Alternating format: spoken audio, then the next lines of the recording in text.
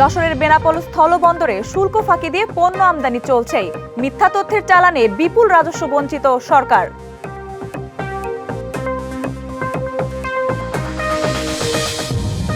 পঞ্চগড় ও জয়পুরহাটে আলুর ভালো ফলন হলেও লোকসানে চাষি। উৎপাদন খরচ না ওঠায় রপ্তানি শুরুর দাবি। যশোরের বেনাপোল স্থলবন্দর দিয়ে শুল্ক ফাঁকি দিয়ে পণ্য আমদানি চলছে।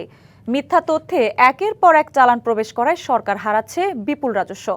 চলতি বছরে ঘাটতি প্রায় ১২০০ কোটি টাকা। এজন্য দুর্নীতি, দুর্বল নজরদারি, কাস্টমস ও বন্দরের সমন্বয়হীনতাকে দুষছেন সংশ্লিষ্টরা।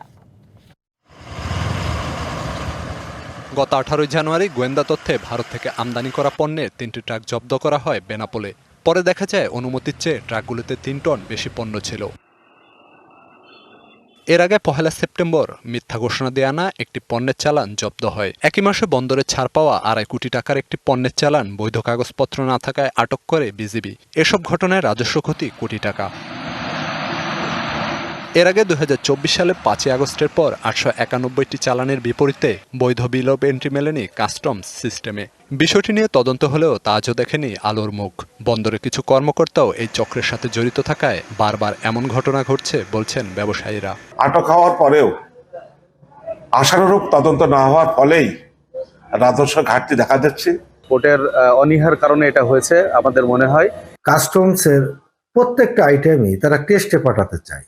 যখন তাদেরকে বেশি পরিমাণ অর্থ দেওয়া হয় তখন আর টেস্টের প্রয়োজন হয় না।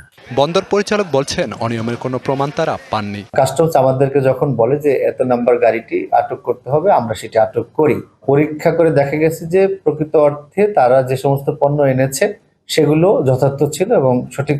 আর রাজস্ব ঘাটতির কথা স্বীকার করলেও বন্দরের প্রবৃদ্ধি হচ্ছে বলে দাবি এই কর্মকর্তার। 25-26 অর্থ বছরে রাজস্ব আদায়ে লক্ষ্যমাত্রাটি কিছুটা পিছিয়ে থাকলেও গত বছরের সাথে তুলনা করলে জানুয়ারি মাসে রাজস্ব প্রবৃদ্ধি হয়েছে 8%। মিথ্যা তথ্যে পণ্য আমদানি বন্ধে সচেষ্ট থাকার কথাও জানান তিনি। DBC news desk. পঞ্চগড় ও জয়পুরহাটে প্রত্যাশার বেশি আলু উৎপাদন হলেও দাম নিয়ে হতাশায় কৃষক। পাইকারিতে 1 কেজির দাম মিলছে মাত্র 4 থেকে 5 টাকা, যা কিনা উৎপাদন খরচের অর্ধেকও না। এমন পরিস্থিতিতে পথে বসার উপক্রম অনেকের। রপ্তানি কার্যক্রম জোরদার হলেই বাজার পরিস্থিতি উন্নতির আশা দেখছে কৃষক ও সংশ্লিষ্টরা। ভোরের আলো ফুটতেই পঞ্চগড়ের বিস্তীর্ণ মাঠে শুরু হয় কৃষকের ব্যস্ততা। উত্তরের এই জেলাটিতে এবছর বেশ ভালো ফলন পেয়েছে আলু চাষিরা। মাঠে ফলন কৃষকের মুখে হাসি ফোটালেও দাম নিয়ে আছে হতাশা। নিম্নমুখী বাজার দরের কারণে উৎপাদন খরচের অর্ধেকে উঠছে না। এনজিওর মধ্যে টাকা নিছি, কেউ আবার কীটনাশকের দোকানে বাকি রাখছি। এখন যে পরিমাণ আলুর দাম, সে পরিমাণে আমাদের খরচও উঠে না। যেখানে সেখানে পড়ে রয়েছে, মানে আলু পাইকার সেরকম ধরনের পাওয়া যাচ্ছে না। গেল বছর বেশ কয়েকটি দেশে আলু রপ্তানি হয়েছিল। কৃষক বলছে ব্যাপকভাবে রপ্তানির সুযোগ তৈরি হলে চাঙা হবে বাজার। সরকার মনে করেন বহির্বিশ্বে যদি আলুটা রপ্তানি করতে পারে তাহলে বাংলাদেশে এবং কৃষক আমরা একটু লাভবান হতে পারবো। আমার সামনে বারের লজ আছে 32,000, এবারও যদি লজ হয় আমার 50,000, তাহলে সামনে বার আমি আলু না খাইতেই পারবো না। গত বছরের আলু অনেক গুদামে রয়েছে, এতে কমে গেছে নতুন আলুর চাহিদা, এমনটাই বলছেন ব্যবসায়ীরা। পুরান আলু থাকার কারণে এবার নতুন আলুর দাম কম, বিক্রি হচ্ছে না বাজারে। কৃষক মাল নিয়ে আসলে মাল বিক্রি করতেছে 4 টাকা, 5 টাকা, 6 টাকা, এর বেশি ক্রেতা মাল কিনতেছে না। কৃষি সম্প্রসারণ অধিদপ্তর বলছে রপ্তানি কার্যক্রম জোরদার হলে বাজার পরিস্থিতির উন্নতি হতে পারে। যেটা অতিরিক্ত আলু সেটা যদি আমরা রপ্তানি করতে পারি পার্শ্ববর্তী দেশে, তাহলে কিন্তু আলু চাষিরা ন্যায্য মূল্য পাবেন এবং আমরা ফরেন কারেন্সি আমরা আয় করতে সমর্থ হব। এদিকে আলু চাষে এবারও লোকসানে পড়েছে জয়পুরহাটের চাষিরা। আবহাওয়া ভালো থাকায় এবার বিঘা প্রতি আলুর ফলন হয়েছে 100 মনেরও বেশি, কিন্তু মিলছে না কাঙ্ক্ষিত দাম। প্রতিমন আলু বিক্রি হচ্ছে 200 থেকে 250 টাকায়। চাহিদা না থাকায় কৃষক আলু নিয়ে ঘুরছেন ব্যবসায়ীদের দ্বারে দ্বারে। দাবি আলু রপ্তানির। আলু নিয়ে আমাদের তো দুর্দিন অবস্থা, আলু তো আমাদের নেওয়ার মতন তো লোক নেই। কৃষককে যদি বাঁচাতে চায় তাহলে অবশ্যই এই আলুগুলা বিদেশে প্রচুর পরিমাণে রপ্তানি করতে হবে। কৃষি বিভাগ বলছে হিমাগার চালু হলে দাম পাবে কৃষক। আলু কেন্দ্রিক কারখানা স্থাপন করা যেত, তাহলে কৃষকরা এই সমস্যার চিরস্থায়ী সমাধান পেত। চিপসের কারখানা, পটেটো ফ্লেক্সের কারখানা, এই কারখানাগুলো যখন আবার আলু সংগ্রহ করা শুরু করবে তখন হয়তো আলুর দামটা আবার একটু বৃদ্ধি পাবে। আলু চাষিরা বলছেন ন্যায্য মূল্য নিশ্চিত করা না গেলে পথে বসে যাবেন অনেকে। লিখনকান্তি ভৌমিক, ডিবিসি নিউজ ডেস্ক। 14টি উপজেলায় পরীক্ষামূলকভাবে ফ্যামিলি কার্ড বিতরণের যে উদ্যোগ নেওয়া হয়েছে তার মধ্যে রয়েছে বগুড়াও। এর জন্য বেছে নেওয়া হয়েছে সদর উপজেলার শাখারিয়া ইউনিয়নের 3 নম্বর ওয়ার্ডের গোপালবাড়ি গ্রামকে। এর মধ্যে পরিবারগুলোর নারীদের কাছ থেকে তথ্য সংগ্রহ শুরু হয়েছে। এরপর যাচাই বাছাই শেষে তুলে দেয়া হবে ফ্যামিলি কার্ড। বগুড়া সদর উপজেলার শাখারিয়া ইউনিয়নের গোপালবাড়ি গ্রাম। গেল বৃহস্পতিবার সকালে এভাবে মসজিদের বাইকে ফ্যামিলি কার্ডের জন্য বাড়ি বাড়ি তথ্য নিতে যাওয়া সমাজসেবা অধিদপ্তরের কর্মকর্তা কর্মচারীদের সহযোগিতার অনুরোধ জানানো হয়। তথ্য সংগ্রহকারীরা বলছেন মোট 805টি পরিবার গোপালবাড়ি গ্রামে। ফ্যামিলি কার্ডের নীতিমালা অনুযায়ী পরিবারের প্রধান নারীদের কাছে গিয়ে নাম, ঠিকানা, ছবি, জাতীয় পরিচয়পত্রের ফটোকপি, আর্থিক অবস্থার বিবরণ নেওয়া হচ্ছে। এছাড়া তারা সরকারের অন্যান্য সুযোগ সুবিধা পান কিনা সে বিষয় সহ দিতে হচ্ছে মোট 47টি প্রশ্নের উত্তর। তথ্য সংগ্রহের পর 48 কর্মঘণ্টার মধ্যে যাচাই বাছাই করবে সমাজসেবা অধিদপ্তর। মাননীয় প্রধানমন্ত্রী এটি 10 তারিখে উদ্বোধন করবে বলে আমাদেরকে জানানো হয়েছে। তো সেই হিসেবে আমাদের এখন সময় আছে হাতে অনলি 48 আওয়ার্স কর্মঘণ্টা। আমরা আশা করছি আমরা তার মধ্যে এটি সম্পন্ন করতে পারব। সরকার নির্ধারিত প্রশ্নের ভিত্তিতে 1000 নম্বরের মধ্যে যাদের নম্বর 777 থেকে 814 মধ্যে থাকবেন তারা অতি দরিদ্র, দরিদ্র এবং ঝুঁকিপূর্ণ হিসেবে চিহ্নিত হবেন। কেবল তারাই পাবেন ফ্যামিলি কার্ডের সুযোগ সুবিধা। 814 স্কোরের নিচে যারা টাকা পাবে তার উপরে তাহলে ফ্যামিলি কার্ড কি কাজে আসবে? তারা যখন প্রত্যেক পরিবার একটা ফ্যামিলি কার্ড পাবে, তারা অবশ্যই বাংলাদেশ সরকার চায় যে একই ছাতার নিচে, অর্থাৎ বাংলাদেশ সরকার কার জন্য কি করেছে টোটাল বিষয়টাই কিন্তু এই ফ্যামিলি কার্ডের আওতায় থাকবে। নির্বাচনের আগে দেয়া প্রতিশ্রুতি অনুযায়ী বিএনপি সরকার দ্রুততার সাথে এই উদ্যোগ নেয় খুশি গ্রামবাসী। আমরা এত 2 বছর পর আমাকে ফ্যামিলি কার্ড হচ্ছে, আমাকে তারেক যে এখানে আমাকে আর্থিক সাহায্য করছে, এটা তো ভালো। ইনশাআল্লাহ খুব ভালো লাগতেছে যে তারেক সাহেব যিনি বলছেন যে আমরা ফ্যামিলি কার্ড দেব, এই জন্য সবাই মনে করেন আশাবাদী হয়ে আছে। সমাজসেবা অধিদপ্তর বলছে যাদের সত্যিকারের প্রয়োজন তাদের হাতেই ফ্যামিলি কার্ড তুলে দিতে সতর্কতার সাথে কাজ চলছে। আমরা সুন্দরভাবে কাজ করছি এবং প্রত্যেকটি কাজ আমরা অত্যন্ত নিখুঁতভাবে করার চেষ্টা করছি যাতে কেউ বাদ না যায় এবং কোনো প্রকার কোনো ধরনের যাতে অনিয়ম এখানে ঢুকতে না পারে। সব ঠিকঠাক থাকলে 10ই মার্চ থেকে দেশের অন্য 13টি স্থানের মতো বগুড়া সদর উপজেলার গোপালবাড়ি গ্রামের নারীরাও ফ্যামিলি কার্ডের মাধ্যমে মাসে 2500 টাকা সহায়তা পাবেন। DVC news desk. মা ইলিশ রক্ষায় 30 এপ্রিল পর্যন্ত নদীতে মাছ ধরায় নিষেধাজ্ঞা দিয়েছে সরকার। এ নিয়ে আরও জানাতে ভোলা থেকে সরাসরি যুক্ত হচ্ছেন অচিন্ত মজুমদার। অচিন্ত, মাছ ধরায় নিষেধাজ্ঞা ঠিকমতো মানা হচ্ছে কিনা জানাবেন।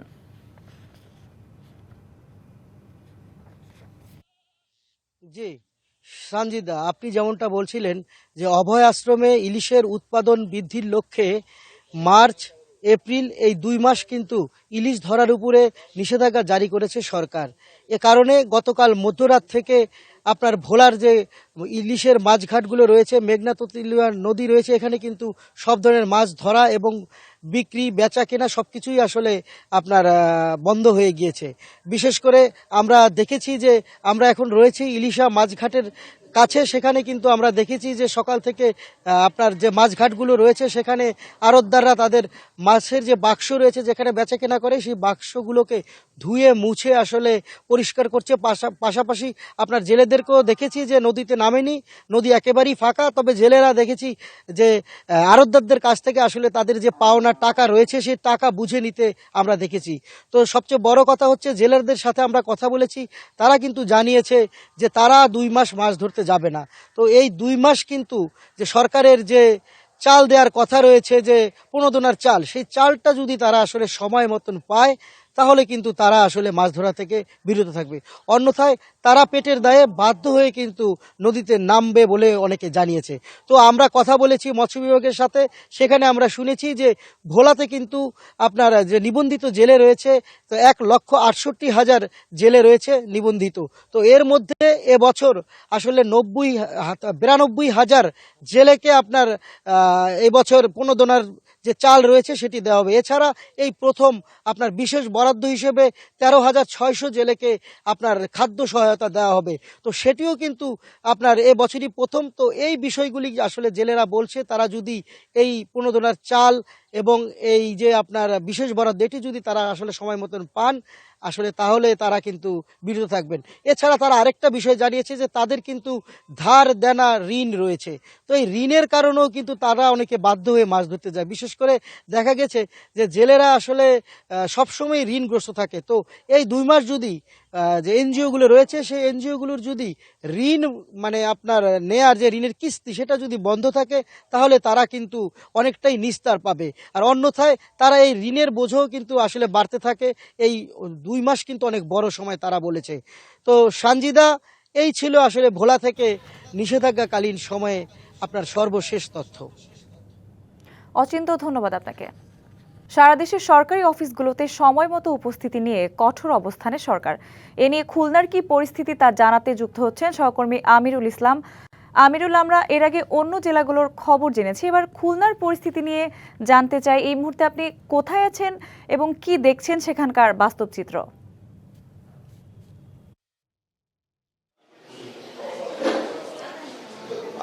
আমি রয়েছি যে খুলনার যে মেডিকেল কলেজ হাসপাতাল, সেই হাসপাতালে যে আউটডোরে যেখানে রোগী দেখার কথা রয়েছে চিকিৎসকদের, সেই আউটডোরে অবস্থান করছি। হাসপাতালটিতে বলা যায় যে একটু ভালো সেবার আশায় বিভাগের 10টি জেলাতে থেকে যেমন রোগীরা আসেন অনুরূপভাবে ছুটে আসেন খুলনার যে পার্শ্ববর্তী গোপালগঞ্জ থেকে। কিন্তু এখানটায় রোগীরা প্রস্তুত আছেন, রোগীর ডাক্তারদের অ্যাটেন্ডেন্সটা আছেন, কিন্তু ডাক্তাররা নেই। ডাক্তাররা আসলে হয়তো বা চিকিৎসা যে সেবা সেই সেবা কার্য শুরু হবে। আমরা কথা বলবো, এখানে রয়েছেন যে চিকিৎসক সাহেবকে আসছেন, কখন আসবেন উনি? উনি আসছে 8:38 উনি ফিঙ্গার দিছে, ফিঙ্গার দিয়ে এখন আপনার মেডিকেলে আছে। উনি চেম্বারে থাকার কথা, চেম্বারে কি অবস্থা আছে? ওনার একটা পেশেন্ট আছে, পেশেন্ট ওইখানে রয়েছে। উনি পেশেন্টের ওখানে রয়েছে কিন্তু চেম্বারে তো আর নাই। না, জি না, এখন আসবে উনি। আজ ফোন দিয়েছিলাম, আসবে উনি। স্যার আসবে উনি কিছুক্ষণের মধ্যে। ধন্যবাদ আপনাকে। কথা বলবো আরো একজন রয়েছেন এখানটায়, বিশেষ করে যে এই যে আপনার চিকিৎসক কি আসছেন এখানে? আমাদের ম্যাম হচ্ছে অলরেডি কার্যালয়ে চলে আসবে এখন। এখন কিন্তু রুগীরা তো বসে আছে দেখছি, সকাল থেকে 9টা থেকে বসে আছেন ডাক্তারের জন্য। কখন নাগাদ? উনি কি প্রতিদিন এইভাবে আসেন? না, প্রতিদিন তো চলে আসে ঠিক টাইম মতো। 9টা থেকে 9টার মধ্যে 10-15 মিনিটই তো হয়েছে মাত্র, এর মধ্যে চলে আসবে ইনশাল্লাহ। ধন্যবাদ আপনাকে। আমরা আরেকটা চেম্বারে ডাক্তার কথা বলবো। এই যে এখানটায় আপনার ডাক্তার সাহেবকে আসছেন? আমার স্যার তো আরএস স্যার, উনি ওয়ার্ডে কাজ করে, ওয়ার্ডের রাউন্ড শেষ করার পরে আর কি রুম চেম্বারে এখানে আসেন। চেম্বারে কি উনি আসছেন? উনি স্যার ওয়ার্ডে আছেন। ওয়ার্ডে আছেন? জি হ্যাঁ। কয়টা নাগাদ চেম্বারে পৌঁছাবেন বলে মনে করেন? ওয়ার্ডের রাউন্ড শেষ হলেই চেম্বার চলে আসবে। ধন্যবাদ আপনাকে। আমরা দেখছি যে বিশেষ করে যে এখানে যারা রয়েছেন, রুগী যারা রয়েছে তারা কিন্তু অপেক্ষায় আছে সকাল থেকে। আমরা কথা বলবো, এখানে রুগী যারা রয়েছে তাদের সাথে কথা বলার চেষ্টা করব। এই যে চিকিৎসক নাই, কি ধরনের সমস্যা হচ্ছে আপনাদের? আমাদের রোগী বসায় রাখতে হচ্ছে, মানে টিকিট কাটছি হয়তো 8টার পরে, কিন্তু 11টা নাগাদ বসে থাকতে হবে। অনেক দূর থেকে আসছি, গ্রাম থেকে, মনে করেন যে কয়রা একদম প্রত্যন্ত গ্রাম থেকে আসি, যে রোগী নিয়ে বসে থাকতে হচ্ছে, অপেক্ষা করতে হচ্ছে। ধন্যবাদ আপনাকে। কথা বলবো, এখানে রয়েছে যে রুগীরা রয়েছেন। আসলে যে ডাক্তার তো নাই, ডাক্তার কোথা থেকে আসছেন? ডাক্তার পেয়েছেন? জি না। কেন? সকাল 9টার সময় বসার কথা, কিন্তু কি অবস্থা? এখনো আসে নাই, আমরা বসে আছি, অপেক্ষায় আছি। কোথেকে আসছেন আপনি? নগর গ্রাম চাকন্দিয়া থেকে আসছি, মেয়ে আসছি মাথার জন্য। এখনো ডাক্তার আসে নাই, টিকিট জমা দিয়েছি, আমরা বসে আছি। ধন্যবাদ আপনাকে। আপনারা কোথা থেকে আসছেন, কি জন্য আসছেন? ডাক্তার দেখাতে আরঙ্গঘাট থেকে, বেস্টের জন্য। ধন্যবাদ আপনাকে। এবং রোগীরা যেমন বলছেন, বিশেষ করে যে তারা সকাল থেকে আসছেন এবং দূর দূরান্ত থেকে আসছেন এখানে সেবা নেওয়ার জন্য, কিন্তু চিকিৎসক না থাকায় তারা কিন্তু সেবা পাচ্ছে না। শুধুমাত্র চিকিৎসক চেম্বারে আসার পর তাদের সেবা কার্যক্রম শুরু হবে। এটাই ছিল সর্বশেষ অবস্থা। আমিরুল, ধন্যবাদ আপনাকে।